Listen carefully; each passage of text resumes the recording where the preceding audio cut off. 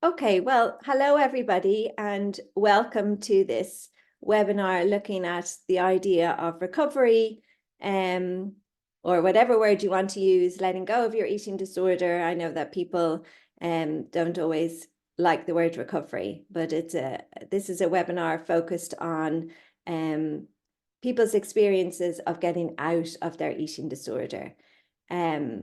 Maybe a little background on how the idea of this podcast, this webinar came about, was that a client of mine came to session one day and brought a piece that Emmy wrote for our website that her mother had sent her.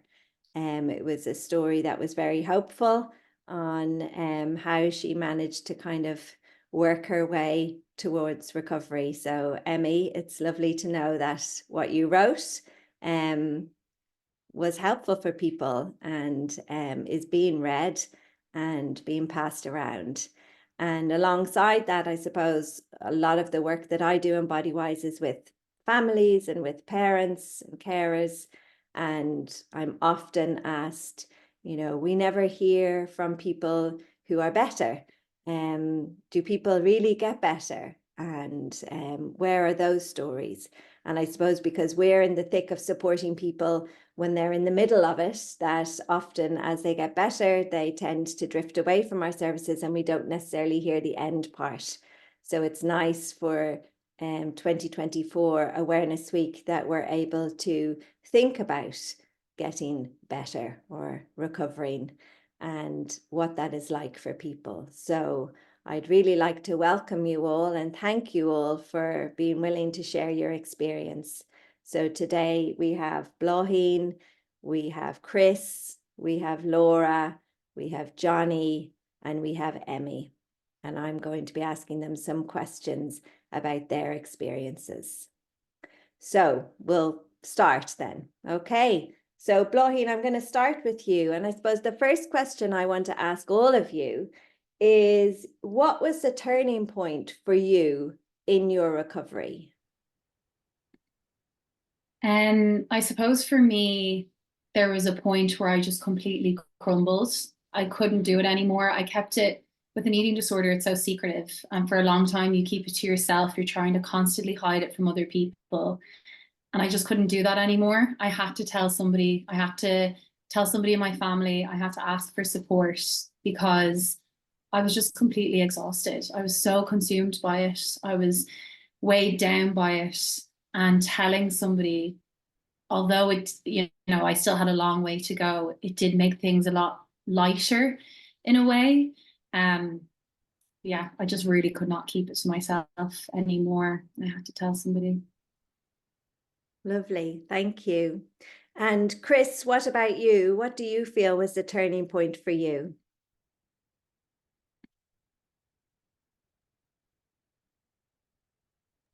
Sorry, still on mute there for a sec. Yeah, I think for me the turning point was almost too late. I mean, very much uh I was very much in a fog of delusion for a long time and in denial that I had a problem, and I I couldn't hide it because physically it was visible to the people around me. I come from a very small town in Dublin, and it was kind of relayed back to me that it was even taught, like there was even whispers in the town of like, it's shocking my appearance at the time when I was in the thick of it, and I would still be thinking to myself, no, I'm fine, I don't have a problem, it's everyone else's perception, and I'm not as sick as people think I am, or and it wasn't until I came out, I was hospitalized for close to 2 months with it the first time, with my eating disorder the first time. It wasn't until a couple of weeks after, or even a couple of months after, I was in the car with my mum, and I remember this quite vividly. But I was in the car with my mother, and she was explaining to me some of the things that the doctors were telling her about how close I was to succumbing to the eating disorder and passing away from it. And that really opened up my eyes, and I was like, oh, I came that close to to death because of my eating disorder. And it wasn't actually really until my mum said those words to me in the car that I was thinking, oh, it got that bad, and I am actually that sick. And that was really, that was really the turning point for me. Yeah. And I kind of, thankfully, things got a lot better from then, once I accepted that I had a problem. Yeah. So echoing what Bláithín said about accepting that it's a problem and speaking to someone, for you, it was, hearing somebody give you perspective on the experience that you'd had and kind of accepting that. And one of the things we always hear from people, isn't it, that the eating disorder voice tells you that you're not sick enough. Yeah, I was completely distorted and delusional and just wrapped in the body dysmorphia and and in the anorexia, that it was telling me that you don't have a problem, you're fine, or, well, you're actually not fine, and what you're doing is making you fine, and it was actually really harming me, killing me, to without trying to sound too dramatic. Doesn't sound dramatic. But yeah. Thank you, Chris. Laura, what about you? Yeah, for me, I think I had tried, or like at least alluded to attempting to recover a couple of times before it came to the real turning point for me. So I knew I had a problem, and I very much was aware of it. And I think there was two key moments that really changed from this, like, I'm going to put up a pretense to everyone around me, and I'm going to like attempt to recover to true recovery. And one of those was my aunt, who was 36 years old. She got a cancer diagnosis that was terminal. And she spent some time with me beforehand. We were blessed to have time with her. And she was very vocal on, you need to get better. You're so young. Look at me. I'm so young, and my life is going to end. You still have such a path ahead of you. And I think she knew that I wasn't really doing what I needed to do. So that really stuck with me when I was finally there and ready to actually take it seriously. And then the second thing was the impact that it had on my family. And that became, I think, more to the forefront of my mind when I had kind of taken those steps initially to be like, okay, now I'm going to take this seriously. I'm really going to try. I think a lens lifted off my eyes to see the impact that it was really having. I don't think that really registered with me for the years previous. And my parents actually went to a Bodywhys event in our local town, which is Castlebar in Mayo, where they were listening to basically a talk like this around family support. And when I realized they were going to that, I was like, oh God, like, why are they going to that? They shouldn't need to go to that. Like, this isn't as big. This shouldn't be impacting them. It impacts me. It doesn't impact anyone else. So I think the two in combination were what really drove me to really take it seriously. So interesting, Laura, because, when we're working with families, they sometimes can feel so hopeless because of multiple attempts, maybe, being in hospital a couple of times, or a different kind of treatment a couple of times, and it doesn't seem to be working or sticking. And I suppose what I sometimes say is, well, it's not that hasn't worked, it's just that, it hasn't worked yet. And also that when we think about lapse and relapse, that you're never kind of going back to the beginning, that you're always going, say, if you're going back into hospital, you're always going back in with a new sense, with, maybe more motivation, or maybe more clarity in your own head as to what you have to do.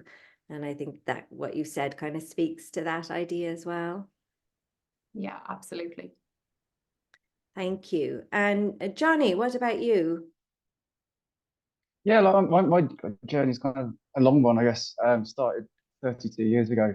I got eating disorder as a student nurse. So my journey kind of has been a long one, through being in a care field where you're supposed to be looking after other people, and the threat that you actually, not looking after yourself was there for a long time. So having to hide, as we do, what was going on while carrying out work and living in, this fight in your head constantly. There was a few turning points, I think, because of the time, and it's a different era back in 1992, I think it was, to where we are now. Webinars didn't exist. So there was a whole shame around talking and being able to be open. There wasn't the supports then as there are now, which it's great now. But for me, I didn't know where to turn. So literally, there was kind of a few stepping stones where one or two people that I really trusted, that were fellow student nurses that I could open up to, they got me in, and that was kind of one of the first starting points on the way. And then part for me was having very, very severe depression alongside what was going on. So I became very isolated and very alone. And I managed to force myself to go and work in a pub while I was a student, which got me around people again, which was, there's different elements to it because it's all our own personal kind of journeys. And then kind of another stepping stone later was actually getting the professional help, the counselling and the support to, learn about why it happened and what I was doing and why, all the different things that we have on our journeys. And then I guess the kind of final recovery point for me personally was about 7 or 8 years ago, when I went, I don't need to be ashamed. This is part of who I am. It's me. I don't care if my nursing career ends today, tomorrow. I've helped other people, and now kind of this is what I like to do now, to help others. I don't want people to go through the long journey that I went through from a long time ago. For younger people, folks here, that please talk. That's the starting point. It's okay to talk about it and to share your experiences, and you're not alone. Thank you, Johnny. It's so interesting, that idea of there being multiple kind of turning points, and that idea of you gain a level of awareness, and and maybe not everything changes, and then you gain greater awareness, and it kind of builds one on the other.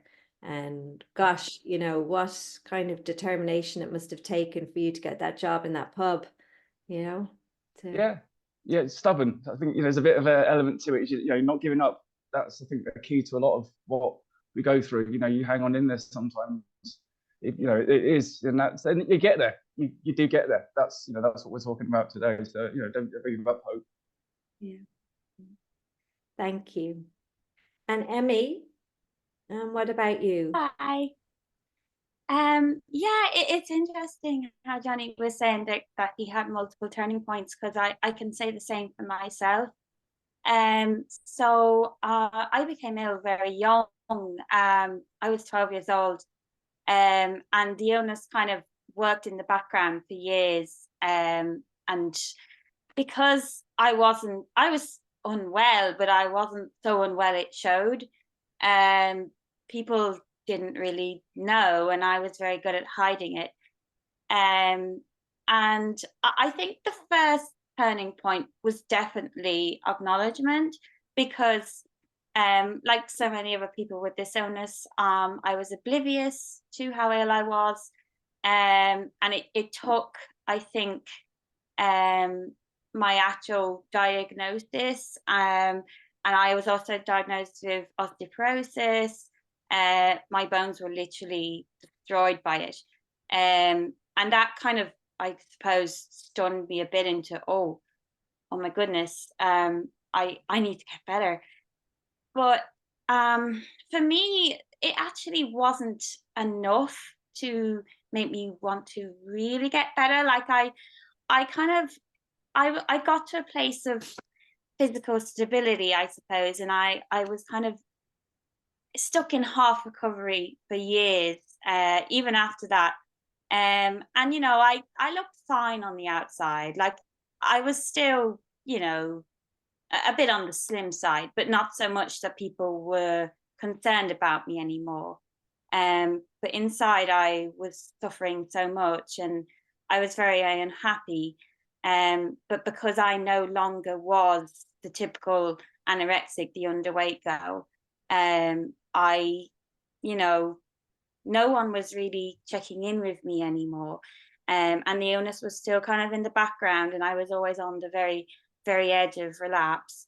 And then I think the next turning point must have come a few years after I met my boyfriend, who is now my husband. He was amazing, and I think he was such a wonderful role model in that, you know, he had a really, I would say he had a really healthy relationship with food. Like, he wasn't, he loved healthy food, but he loved naughty food as well. And it kind of gave me a glimpse into what life could be like without the illness, I suppose. And gradually I started to think, what if I can actually, because I knew deep down I was in half recovery, and for a while I'd convinced myself that was going to be my life, but I was like, maybe I can go further, but what is missing? What do I have to do? And I think different things, but I think it all comes down to, I didn't have respect for myself back then before I met my boyfriend. I'd always had problems with self-esteem, and I don't think I respected myself. I saw myself as this weak, boring person who didn't deserve recovery. And so I kind of thought, well, what do I need to do? I need to start respecting myself and realizing that I am worthy of recovery. And yes, I think once I made that realization, it really, really helped me, and it helped me to be brave. And through being brave, I actually was able to foster respect for myself, because, and this is what I always say to people, choosing to defy your eating disorder is the bravest decision you could ever make, really. And so, you know, like, that is, choosing recovery makes you a brave person, braver than most people, and you deserve respect from everyone, including yourself. And I think that was the turning point for me. Lovely, Emmy. Such a lovely idea. And you can really hear the echoes in what everyone has said about how it's from inside. You know, the turning point is an internal turning point, something that's happening on the inside. Yeah. Thank you. Thank you. So the next question I suppose we have for you all, and I'm going to start with Bláithín again. Bláithín, it's in two parts. So, you know, in terms of thinking about, you know, recovery and getting better, what was helpful in your recovery, both in terms of treatment, from the treatment side, but also then in terms of support from family or friends or whoever? Yeah, for me, seeing a psychotherapist that specialized in an eating disorder was vital.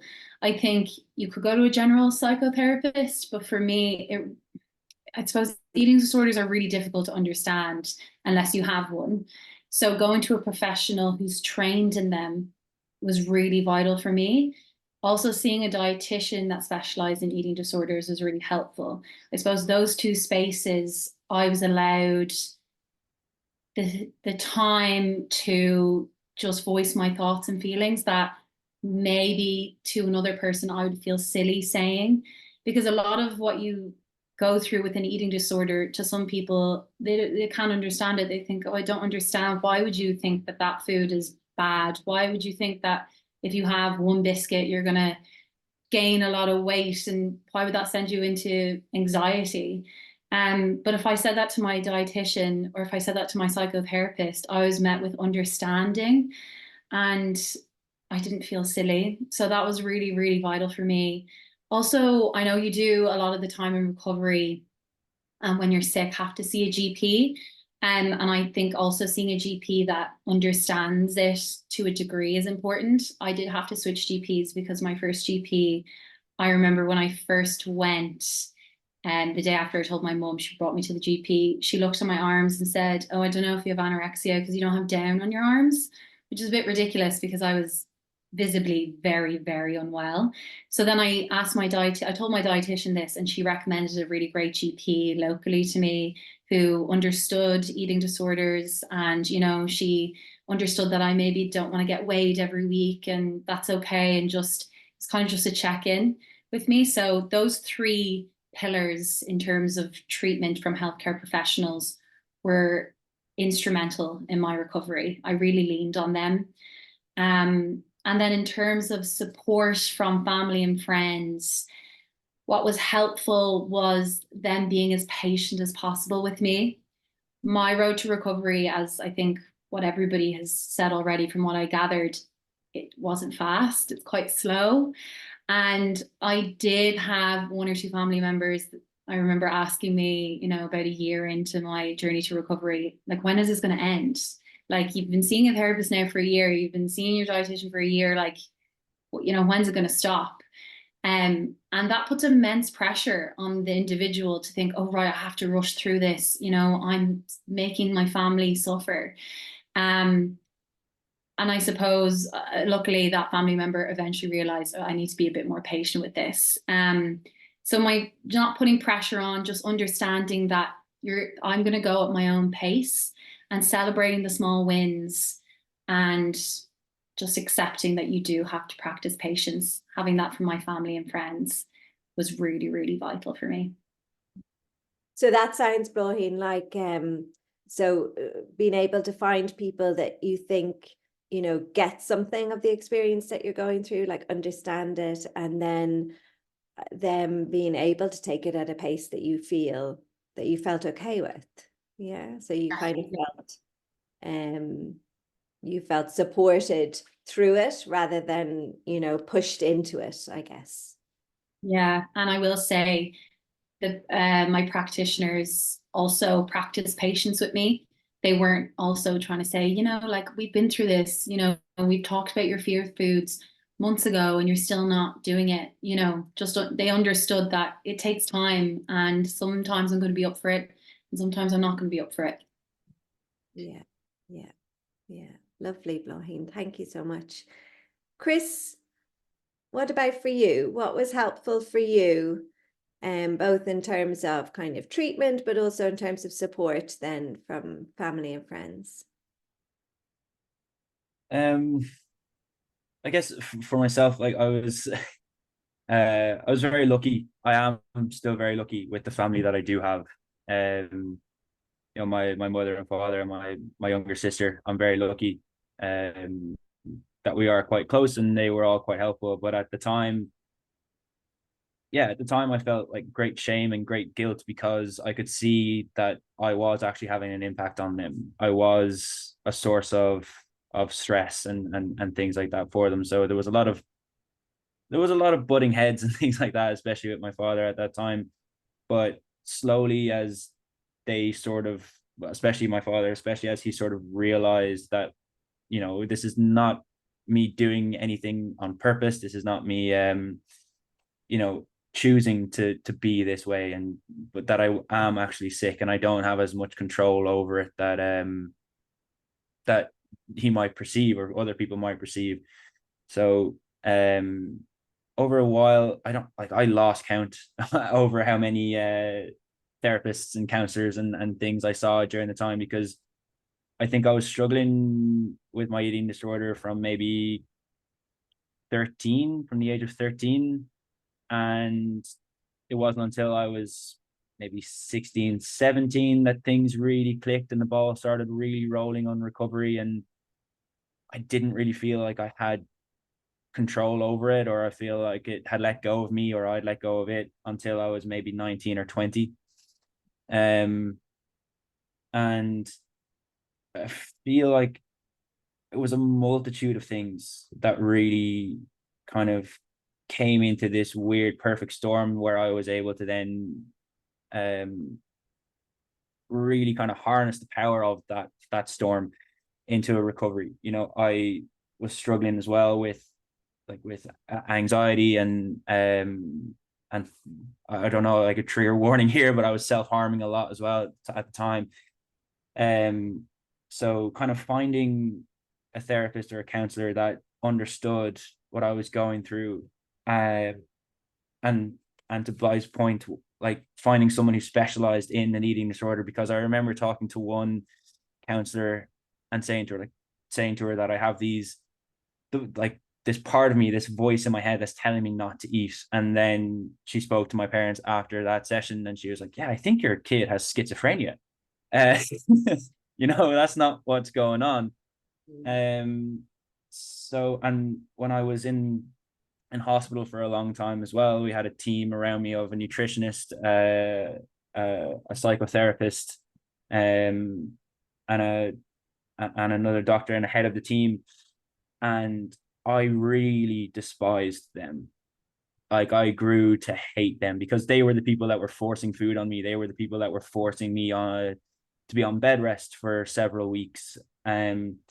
So after a little while, I just became I couldn't concentrate on how I was feeling because I was just filled with disdain for this team of people. So I almost through anger and spite rebelled against them and said, I'm not going to do it your way, capital F-U, I'm going to do it my way. I'm going to get better in my way.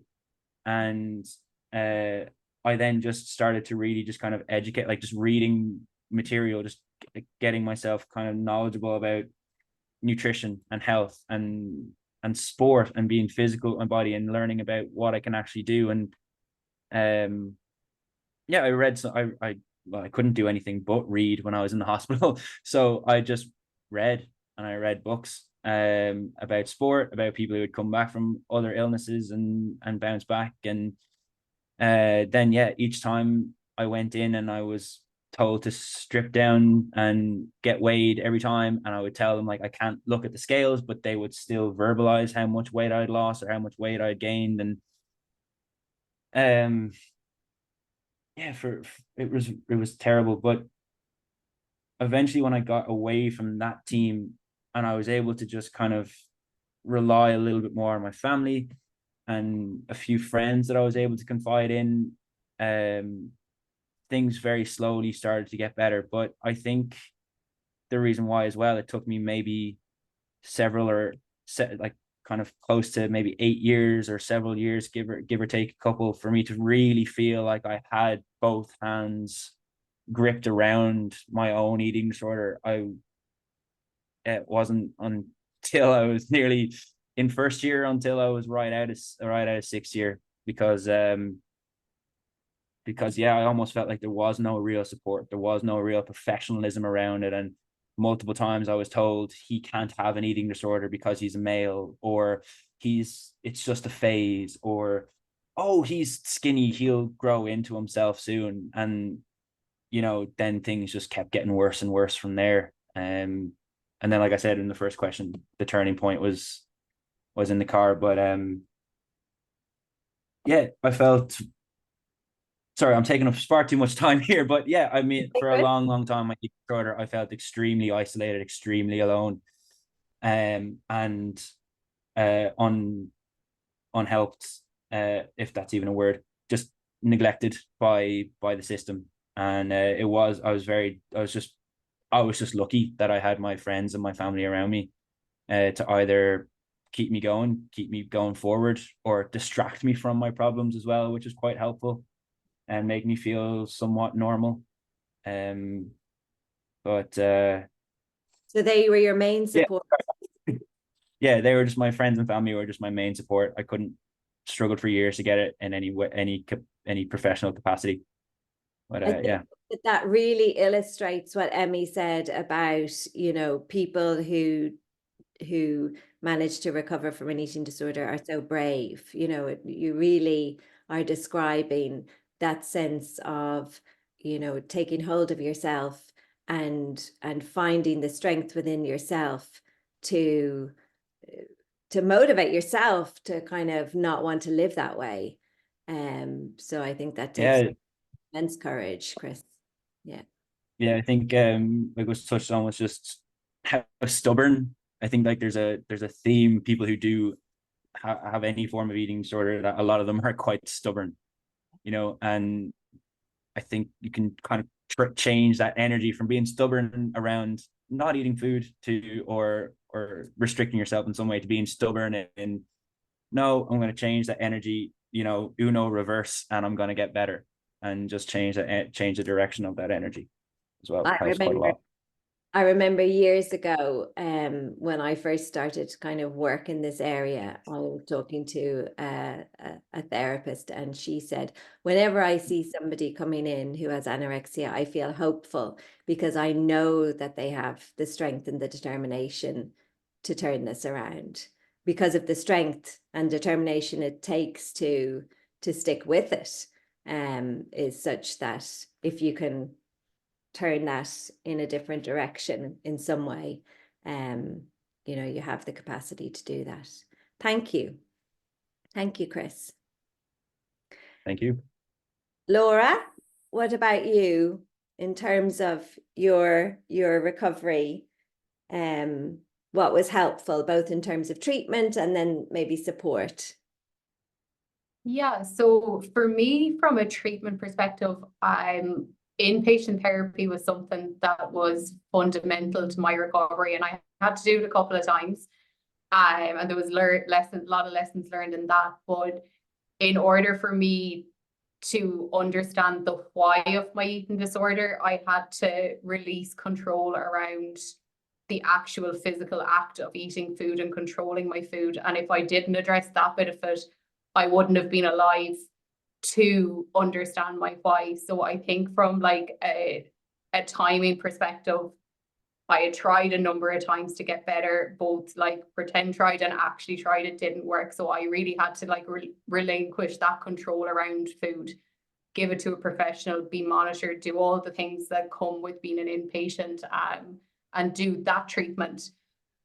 And that was fundamental, but it didn't help me understand why I went on this journey, why I relied on controlling food and those behaviors around eating.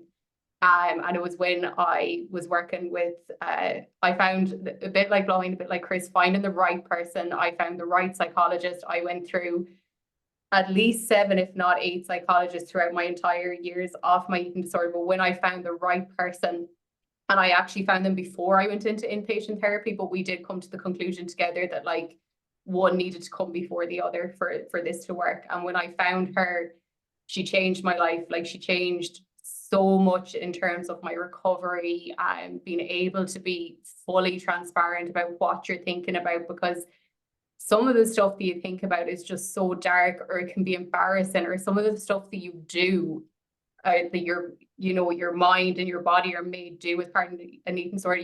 You have to be extremely vulnerable to be able to divulge that, and that is part of the recovery process. So for me, if I hadn't found somebody like my psychologist to be able to talk about that stuff with, I was never going to be able to progress. So like finding her was fundamental. And then also cognitive behavioral therapy, which she did with me, that really changed my outlook, because my why was anxiety, and it was severe anxiety, and I had lived so much of my life with it. My experience with anxiety started when I was 6 years old. So I was really young. I didn't understand it. That wasn't when my eating disorder started, but that's when that anxiety started. So I grew up with these feelings that I didn't know. I just thought that's how everyone felt. This lump in your stomach, this tightness in your chest. I had that every single day. And it was when we had some sort of a breakthrough in therapy and I left and I didn't have that feeling. I was wondering why. I was like, why do I feel a bit lighter? Why is this not there? And then when it came back maybe 2 or 3 days later, and I went back for my next session, I explained this. She was like, you know that this is what anxiety feels like, but because I had it all my life, I never understood what it was. And when I understood what it was and I understood the feelings around it, I was able to address it and treat it, and cognitive behavioral therapy became the real key treatment for that. So like that was just revolutionary to me, and it really was the most important thing in terms of my recovery from a treatment perspective. And then from a family perspective, I think my experience is quite similar to Bláithín's in that having patience with the person is just so key. And it's so hard for family members. Like myself, my mum used to have the biggest battles because she was so worried, and you'd be fighting over and back, and you don't understand, and you're putting all this extra pressure on me to get better. And I already have this pressure on myself. I need you to give me a bit of grace. And I understand it more now, obviously being through it and out of it, how hard that is for a parent or a family member. So definitely patience is probably the most important thing, I think, especially in my recovery. And I think as well for people to understand that with an eating disorder, it's not like a physical illness where there's one treatment that's going to work for everyone. You know, Sally down the road might have had it and might have done this, and this isn't working for you. So why isn't it working for you? Because it worked for this person. It should work for you. Like there's one path forward. And I think that can be really hard for family and friends to understand, because we're so used to treating a normal physical illness, whereas an eating disorder has a mental illness aspect to it as well as a physical side. So you think if you treat the physical side, it's going to solve your other problems, and that's not really what it is. So it's not a one size fits all. You can't just take a pill and get better. There's so many different aspects to it, and it all starts back with that why. So I think if you can try and pull yourself out of the worry and just understand that there's building blocks to be done in order to recover, and it's not a quick process, and there can be 5 steps forward and 4 backwards, but you've still gone 1 step forward, and understanding that and try not to be so frustrated with the process, it can be very helpful to the person going through, because they do bear so much guilt on the fact that they're maybe letting their family down. When you see progress and you might slip back, you do start to feel really bad about it. So that would probably be my advice. Yeah, I mean, and there's echoes of that in what Bláithín and Chris said as well, you know, around that idea that in some way you're choosing this, in some way you have a choice about it, and how easy it is for us to kind of slip into that idea that, you know, after a year, you're not better yet. I remember at one of our family groups, a dad said that his aha moment was when he realized that he didn't cause his daughter's eating disorder and she didn't choose it. And, you know, I think that that's a really helpful idea to try and remember, that the person isn't choosing it. Yeah. Thank you, Laura. Johnny, what about you? What was helpful for you? First, I think it's just it's to hear all the positive stories here today from the younger generation. For myself, you know, it was a different world and a different journey back then. You know, like Chris talked about there, the stubbornness. The stubbornness point for me was where I was literally close to going into hospital, and it was kind of not a wake-up call, but it was like, I can't go there, I can't do this in my career. So I left and went and hid somewhere else for a while. And to be honest, I carried on doing what I was doing. I managed to get through my nursing training. I managed to work and just live with it. That was what I did back then, because being a male as well in the care industry, I just had to get on with it. And that was the stubborn part that I lived with, for a long time. To be honest, I just plowed into work and got by. I had friends that I talked to, but the professional side of things, I didn't, until it got to a point where I guess I was ready in my journey to talk. And like I say, it is a bit hit and miss with counsellors and therapists, that you have to have that connection that you can open up, because if you can't, it's gone. And that person has to make you feel comfortable and safe. And the one that I found eventually, a long way down my journey, was that person that made it all make sense for me. The reasons why I had this kind of breakdown, as I call it, because life was just fine up to that point, and then something snapped, and I didn't realize what it was about. I was living in a bubble of pain. It was totally something I never come across, and I didn't know where to go and who to talk to, and it was like, what is this? And eventually this person just put the things from some childhood experiences and growing up, and things that not on their own don't mean much, but you put 1, 2, 3, 4, 5, 6, 7, 8, 9, 10 together, and you go, okay, that was a light moment of, oh yeah. Didn't, to be honest, it didn't fix me then, because we talked about, you go through different stages, because I think, I was working and doing whatever and just carrying on. Okay, well, that makes sense. I'm not ready to be 100% healed yet. That was where I was in my life. And then I actually ended up having diagnosed with bipolar as well. So I ended up living with that going on as well at the time. So it was kind of, it was just one of these things. And,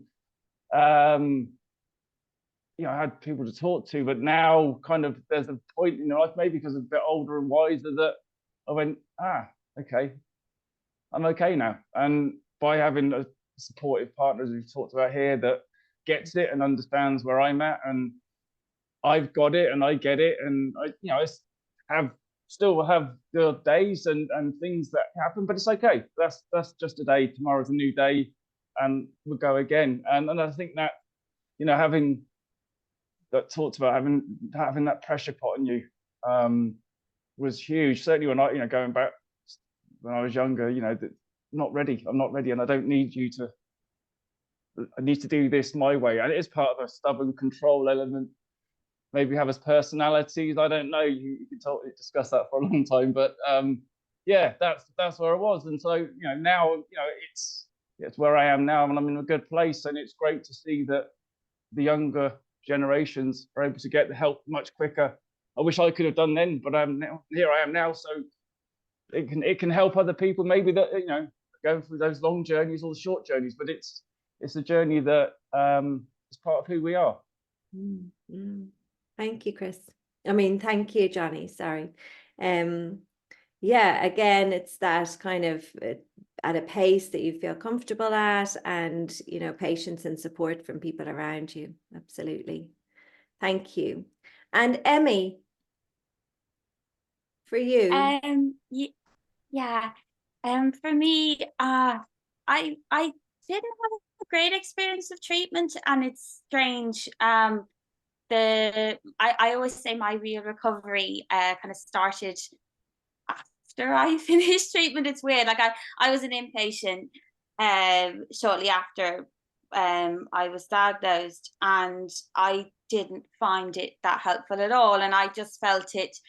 I think I already had a lot of rules around food and eating, and I just found the hospital environment, instead of I didn't realize at the time, but it was absolutely crucial for me to break those rules, every single tiny one of them. And the hospital I just felt like it imposed more rules rather than giving me the tools to break the ones I already had. And I also felt incredibly unsupported. Once I almost felt like when I reached the supposedly healthy weight, minimum BMI, healthy BMI, blah, blah, blah. I felt like, oh, yeah, this is how you eat now. This is how you eat now.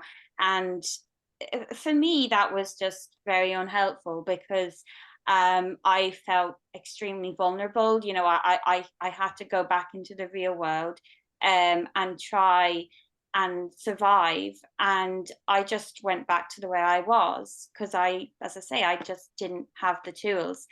And so as I was saying, I was kind of like in the half recovery phase for a very long time, and I found it was actually my support circle who kind of were crucial in kind of helping me build a real recovery.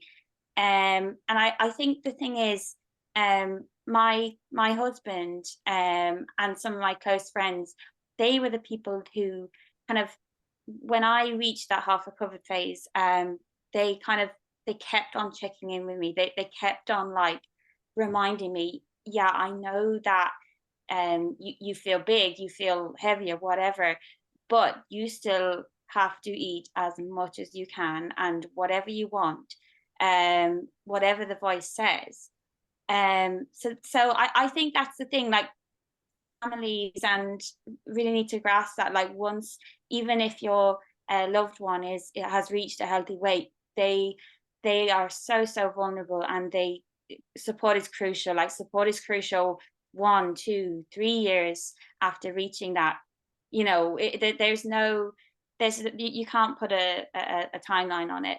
I think what really helped me as well, and it's such a simple thing, but I feel like eating disorders are so good at making us forget the simple but fundamental truths, as I call them, like that, yes, you need to eat as much as you can, that, you know, just really simple things like that.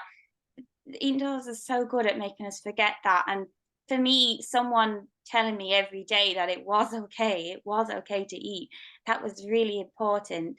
And also, and again, it's very simple, but my boyfriend, he just, because he knew my self-esteem was kind of at the heart of my eating disorder and was what made me become ill in the first place, he was always ready to tell me every single day that yes, I was worthy, I deserved recovery, and that I was beautiful, that I was beautiful now, but I would be so beautiful at a higher weight, like, and higher than the minimum BMI, because I knew deep down that wasn't healthy for me, because even at this minimum healthy BMI, which I kind of felt compelled to be stuck on, because that's what the ED does, I kind of knew deep down that it wasn't right for me, because I still had a massive amount of ED thoughts, rules.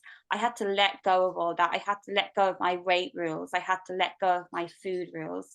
And he was so good at always constantly reminding me of that. So yeah, I think that's kind of what helped me. And I think as well, what was really nice, and what I think I'd been missing up to the point I met my boyfriend, he didn't just sit there and tell me to do the challenges alone. He did them with me. Like, we would bake a batch of cookies together, and then we would eat them, and it was lovely. And I guess, I know it's not everyone is lucky enough to have someone like that in their support circle, but if you can't, I suppose if there is no one, that's why it's really important to seek a therapist that gets eating disorders and who you can explain these little triumphs to. That was really nice, important to me as well. I felt I needed someone who I could, I was like, oh, I ate a cookie with my hot chocolate. I know that's a small thing, but it's nice when someone is like, yeah, go you, that's amazing. And even better when that person says, okay, but the next time you have 2. So yeah, that's what helped me anyway. Lovely, Emmy. Thank you so much. Okay, so Bláithín, then, one of the big things about getting better from an eating disorder is learning how to eat regularly. And so the next question is, how did you manage the fear of kind of starting to eat more regularly? Not well for a long time. I think anybody with an eating disorder, like, that's the main challenge when you're physically unwell and mentally when you're at the beginning, is that you need to start eating regularly. And I found that so difficult. And looking back now, I have no idea how I even did that, to be honest with you, because I just remember being crippled by that fear of, like, having so much panic and anxiety. And now, because I don't have that as much, I wonder, how was I even ever like that? I suppose one of the things that helped me again was the support from my dietitian and my psychotherapist. And based on what people have said here today, I'm extremely lucky that I had really good support. And so I had, as I said before, space to talk. I felt really anxious eating my dinner last night, even though it was only X, Y, and Z. And I was met with, okay, that's okay. And they understood me. Another thing that helped was I began to notice that social media was not helping with my fear of eating regularly. And I think I had to really at one point kind of slap myself across the face and say, like, stop watching things that you know is deterring you from what you need to do, which is you do need to eat. You should be copying what other people are eating or comparing yourself and thinking, oh, well, she's at a healthy weight and she looks good and she eats X, Y, and Z. So why can't I do the same? Why do I look this way? Why is it so obvious that I have my eating disorder? So I had to be really firm about what I consumed via social media, which I think nowadays is really difficult due to TikTok, because it has that feature of videos just pop up and you can't control really what you're seeing. So yeah, that was a major one for me. And also, I think eating with people that I felt comfortable eating with. So for me, that was my best friend, because I wouldn't feel like she was looking at me or monitoring me. And I wasn't there thinking, oh God, like all they're probably thinking about is me and what I'm eating and if I'm eating enough and how slowly or how quickly I'm eating and yada, yada, yada. So for me, that was my best friend. So I'd kind of scheduled to have like meals with her, during the week. And the same with my boyfriend. He understood what I was going through, and eating with him and watching him put so much love into a meal that he was really excited to get me to try kind of made me feel a lot less fearful about having a meal. So those, I suppose, were the three things that helped me to manage the fear. And I will say that fear does linger for a very, very long time. I was diagnosed back in 2018, and I would say that the fear really only left about a year ago. And I mean, everybody probably can understand that some days that fear just pops up and you don't know why. And it's like, what the heck? Like, why is this still happening to me? But it does get a lot less intense, and it's few and far between, so that it does pop up, that I think, as Johnny mentioned, tomorrow's another day and it will pass. Yeah. You notice it because you're not having it so often. Yeah. Thank you, Bláithín. There's lots of great ideas in there. Yeah, it's so difficult. Chris, what about you? Yeah, I guess mine's kind of a bit of a long one, just because again, for so long, like when I was in denial, and I'd gotten so malnourished and so underweight that when I did have to eat again regularly 3 times a day, actually it was 6 times a day when I was first initiated into hospital with at kind of rock bottom.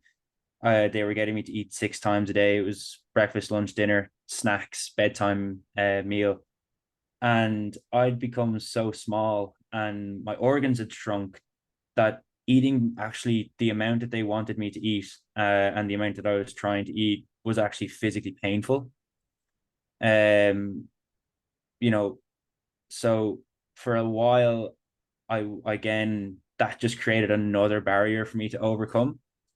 But eventually, after several weeks, then I started to actually feel hunger again for the first time in what was almost years. So there was a little bit of like wanting to eat just because I was hungry.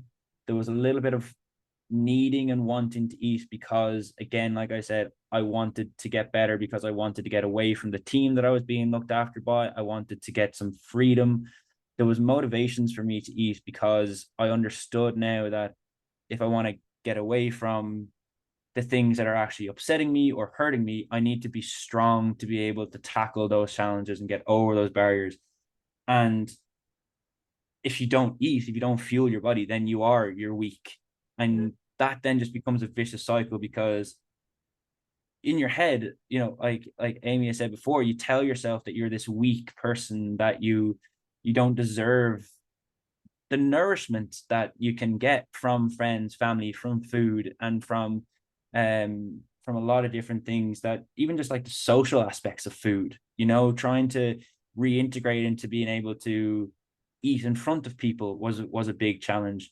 So a lot of the time in my teenage years, I wouldn't eat in front of my friends or my family. I would, which was awkward and hard at the beginning, and it kind of just took me understanding that I can use my body to do so many different things and experience so much in life, because life does have so much to offer. I mean, if I didn't eat, my brain wouldn't function properly. So I couldn't go to school and think and get the education and get the qualifications that I wanted to follow the career that I wanted to do.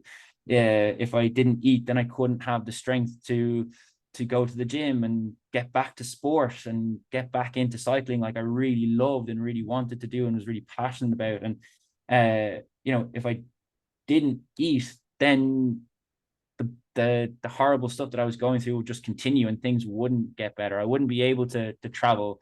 If I wasn't eating, I'd still be at home, sick, being looked after, being a burden. But food gave me the freedom now to have the life that I have.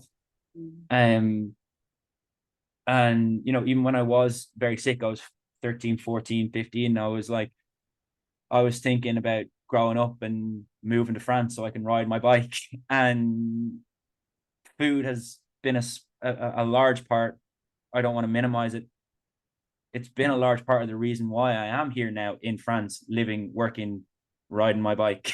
And you know, and for last year I was able to raise some money for Bodywhys by challenging myself to do a 1,000-kilometer cycle across France in 5 days. Now I crashed coming down a mountain, got medically pulled from the race with about 300 kilometers to go, but I'm going to do it again this year. But without food, I couldn't do that. Yeah. You know, I just couldn't. And yeah, I guess social media again was a bit of a part of that. I mean, I remember trying to I don't know, absorb like new recipes and get things from that, and then or like sharing things I was eating just to kind of motivate myself a little bit and spread some positivity around it. And yeah, I got some nasty comments from people. Even 10 years ago on social media, people were still not the nicest. But yeah, I think just now just trying to find the joy in food, you know, that first cup of coffee in the morning is one of the best parts of my day. And food now, again, like cooking for myself, because I know I'm nourishing myself, it can be quite meditative and enjoyable. And yeah, that's kind of just something that I hope people who are suffering in the same way that we're suffering or that we did suffer can find freedom, friendship, peace, solace, some oasis, and independence and strength in the food that they do eat and that they do consume. Because yeah, we're humans, it's what it's about. Yeah. Thank you, Chris. Thank you. Laura, what about you?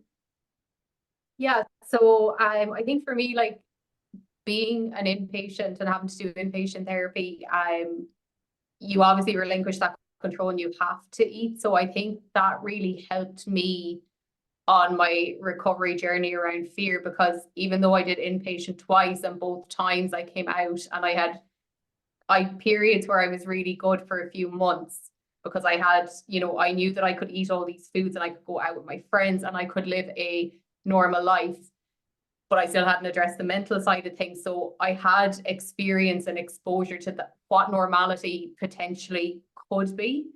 So each time that I took a couple of steps backwards and went back into ED kind of mind frame and behaviors, I always had it in the back of my head that I had experienced what was better, because when you go backwards, you do know that there's better experiences. You know, you go back, but it's fine.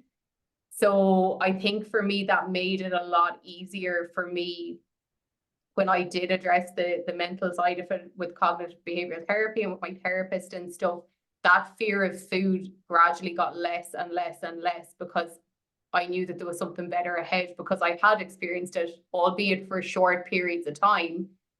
It still was enough fuel for me to kind of have that resilience and to try and push through those time periods where that voice was in the back of my head and saying, oh, maybe don't have that, or maybe skip that meal, or maybe do all these things that eating disorders, you know, have programmed us to do for years. So I definitely think having those experiences is what helped me around the fear of it, and obviously having the therapy side of it then to back it up was definitely fundamental. Okay. Thank you, Laura. Johnny?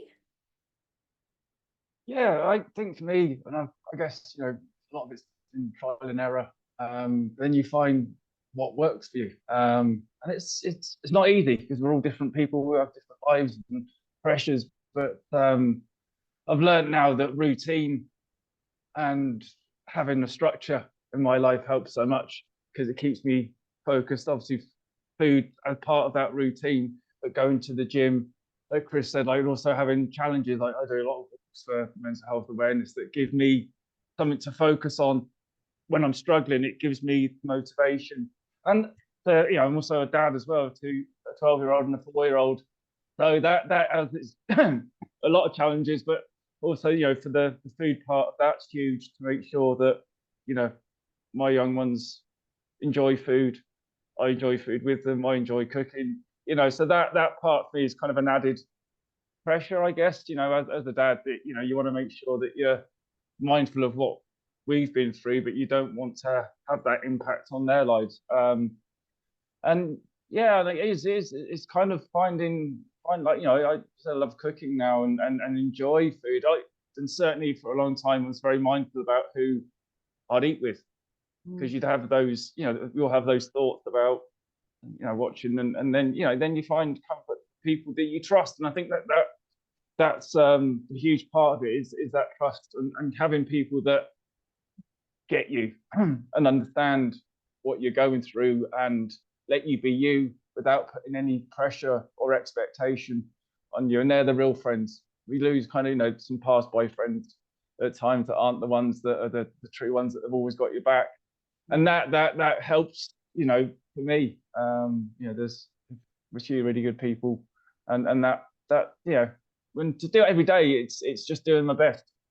And that's all we can do. And then if it hasn't been a good day, like I say, start tomorrow, and the people are there to understand that. And at work as well, that's part of it. Great, thank you, Johnny. Emmy, what about you? For me, I found a tool that my boyfriend introduced me, because he had problems with anxiety as well. And it was called graded exposure. So basically, starting off with something, a very, very small challenge, and repeating it until the fear starts to go down a bit.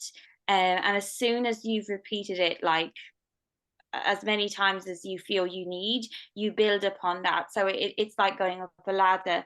For me, that was really, really quite important. And I did notice that even at the first few times you try something, like it is horrible, like the anxiety, the fear, it's just horrible. And I guess for me as well, because I had motivation, but I was really struggling at the beginning with, because the eating was such an ordeal.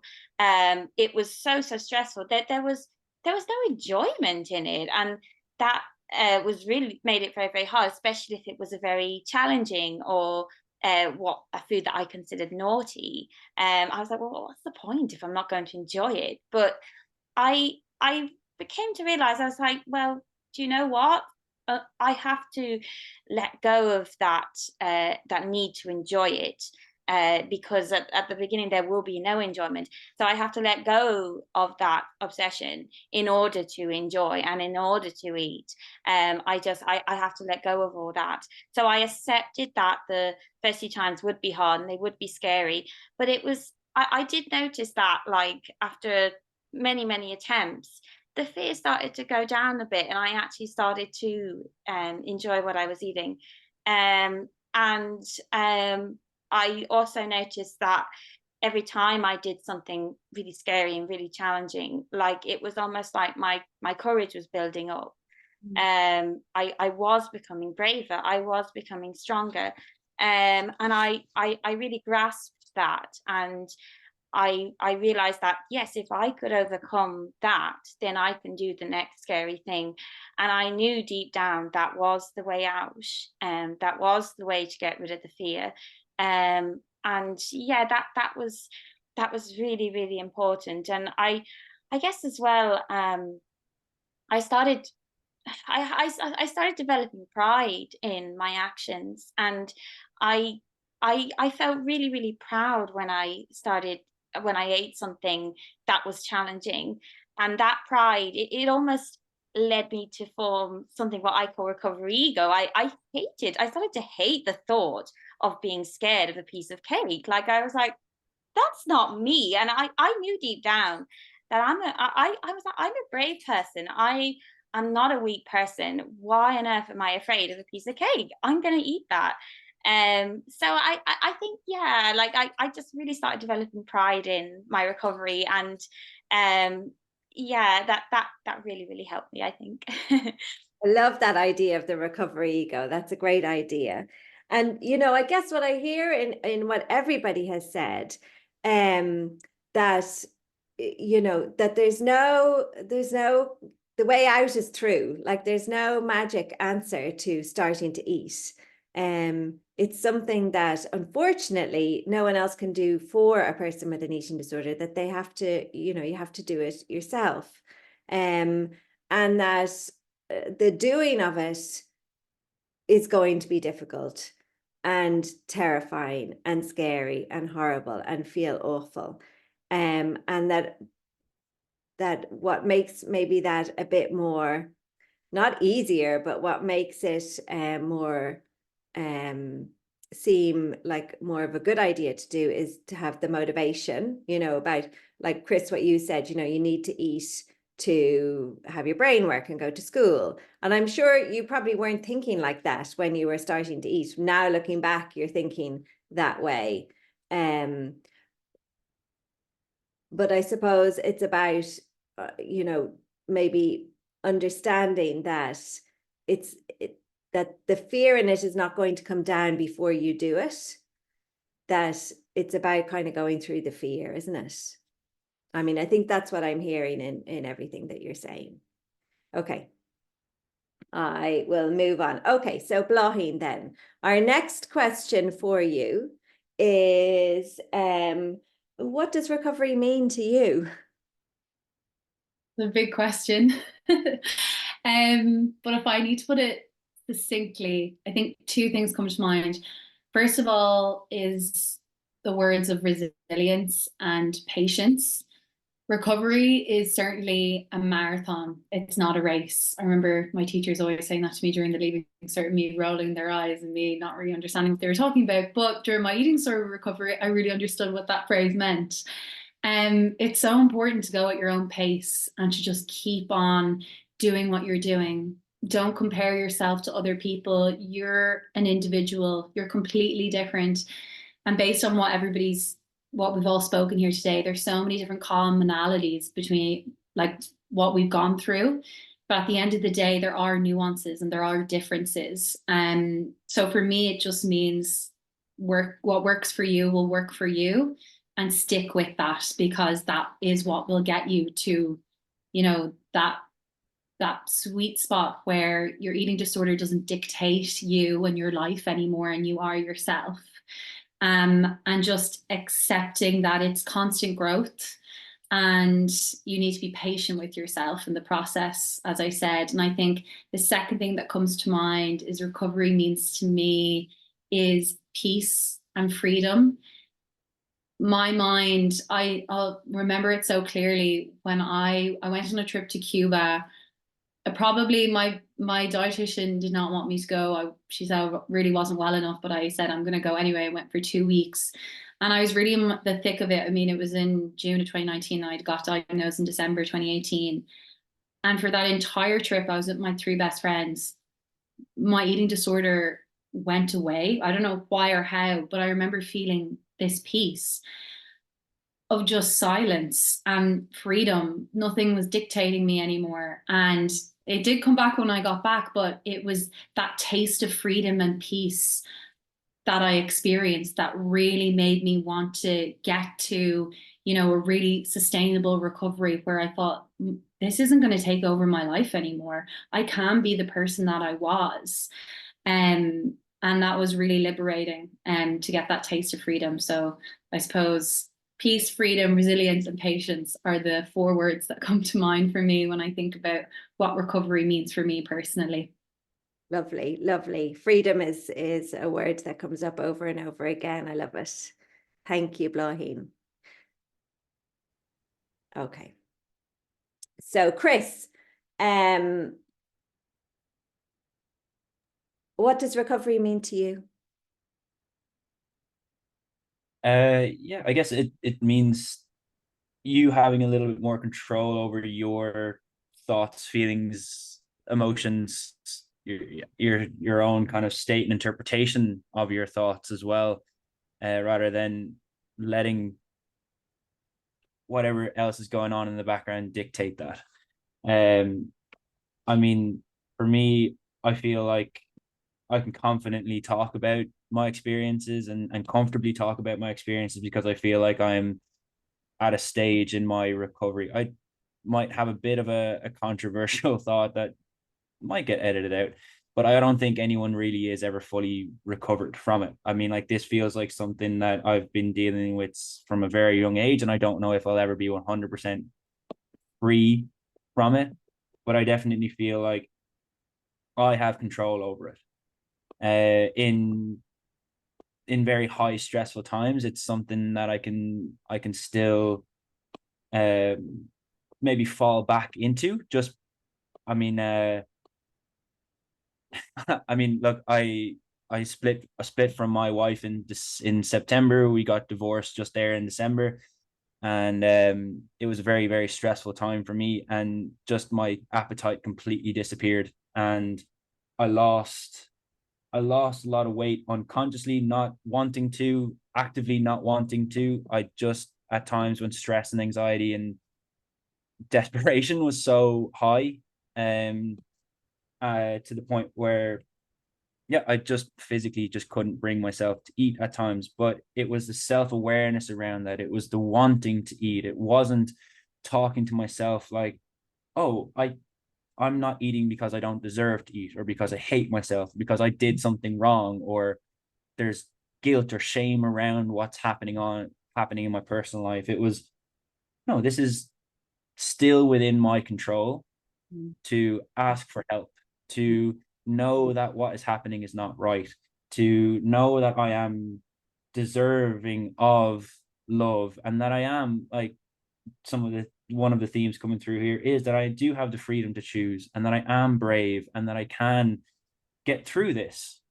And that the eating disorder was just a nasty little thing far off in the background, you know, just kind of saying like, I'm here.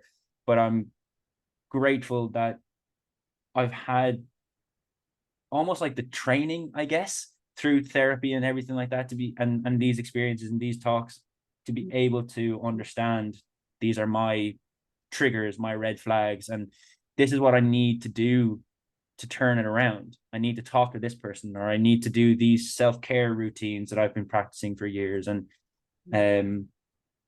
yeah, you know, for me, it is just self-awareness, understanding yourself, knowing that you are brave and strong, that you can get through this again, and not being ashamed or being afraid to ask for help and say that you're not okay. And I mean, I think that idea of, you know, what recovery is, and, you know, being recovered, I think that's the debate around it, whether recovery is a final destination or whether people kind of live their recovery. And I think it's a subjective experience. Okay, so Emmy, would you like to go next? What does recovery mean to you? Sorry, I forgot I was still muted. Well, I think for me, like, recovery means that I found my true self. I suppose through recovery I was able to bring out the very best in me, and that's something I'm very proud of, and that I suppose I wasn't able to do for a very long time. It felt like I was occupying a completely different identity. But yeah, like but I knew deep down the real me was still there. It was just kind of hidden beneath all those layers of depression and anxiety and fear.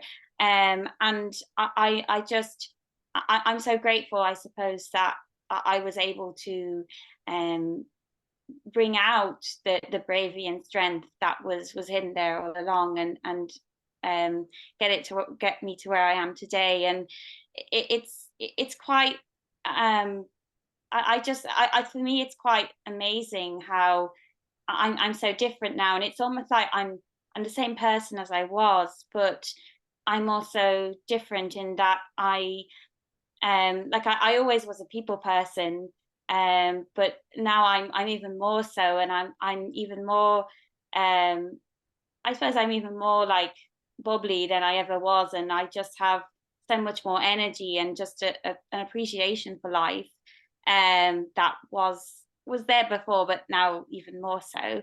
And yeah, the freedom, like the freedom is just it's so beautiful and so precious, and it's hard to imagine that you can feel that again when you're in the thick of it.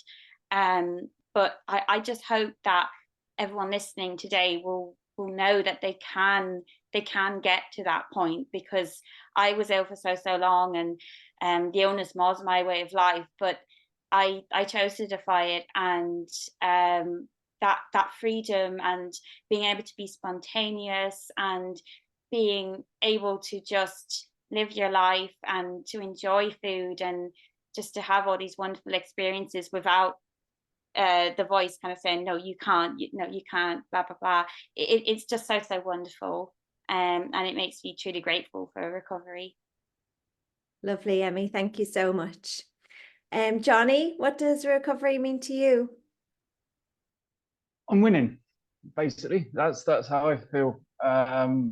You know, I'm in control now. The eating disorder voice isn't. It might sit there on the shoulder occasionally, but I'm still in control. If it was a game of football, I'm probably winning 5-0. You know, that's how I look at it. I've got my self-belief back, and I've got me back.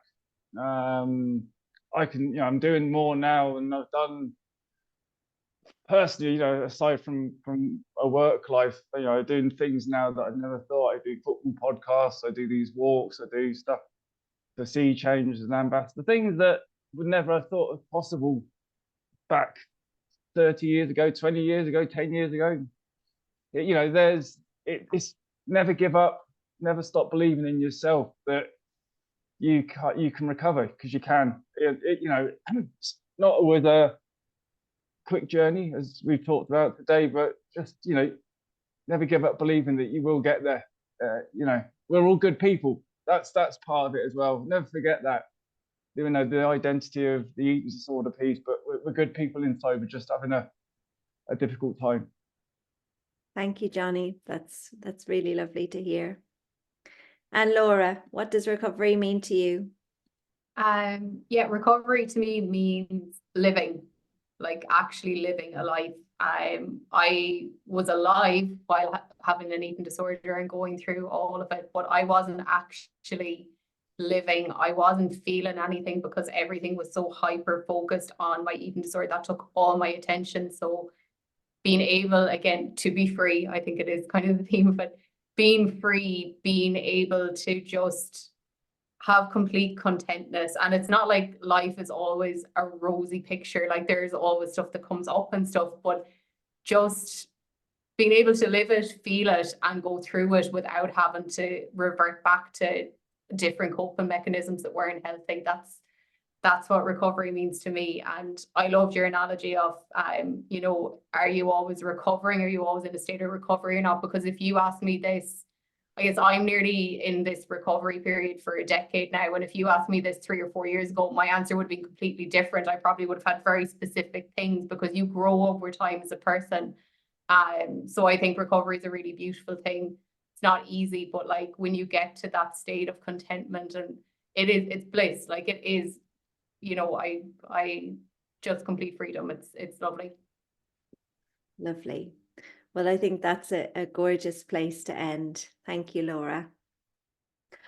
Okay, well, that has been the most wonderful time speaking to you all about your different experiences. And there is so much that you all have said that's so important.